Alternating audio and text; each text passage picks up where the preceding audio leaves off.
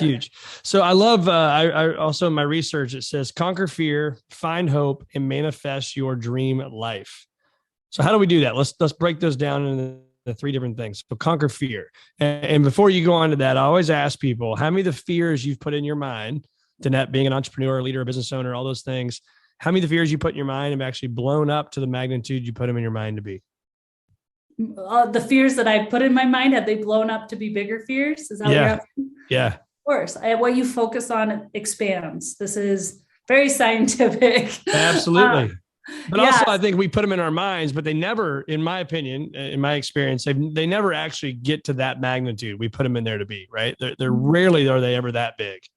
Yeah, that's true. For some people that are big dreamers, that can be used against them or for them. Like if you're a really big dreamer and you can like imagine things, sometimes you can imagine the worst. Like that's even just like not even going to happen, but you're going down that route and you're just losing grip of almost reality. You get caught in this fear loop, but you also need to recognize if that's you, you have this wonderful gift to flip it to an imagination of greatness, to really seeing things in a really beautiful, beautiful way that other people have a hard time seeing and imagining. And so you get to flip that. So that I just want to offer that to somebody who tends to go down that route, that it actually can be a gift if used correctly, so that you can actually see beautiful things that other people just can't even imagine for your dreams. So conquer fear. When I say conquer fear, fear shows up in many, many ways. It shows up in procrastination. It shows up in victimhood, which we just talked about. It shows up in being the person who talks the talk but doesn't walk the walk. Always sharing overly, right? You see this in people that are sharing their dreams and they're sharing all these things, but you're like, I haven't really seen any of the fruits of this dream. Right. Just check those actions within yourself. There's all different kinds of forms of fear.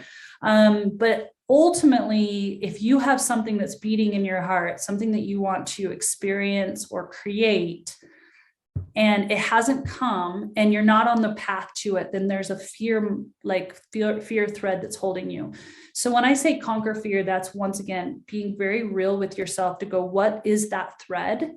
And looking at it. So fear is an interesting thing, because sometimes we go, oh, that must be my intuition that's telling me I shouldn't do this because I feel anxious inside. So really understanding the power of the mind. Anytime you're going to step into something new, your mind's going to act up. It's going to create anxiety in the body. It's going to create this feeling of butterflies in the body, sometimes stiffness, and just recognizing that and stepping forward anyway. Noticing that the brain is just trying to protect you, but you can still move forward. You can still trust that beautiful vision or dream in your heart.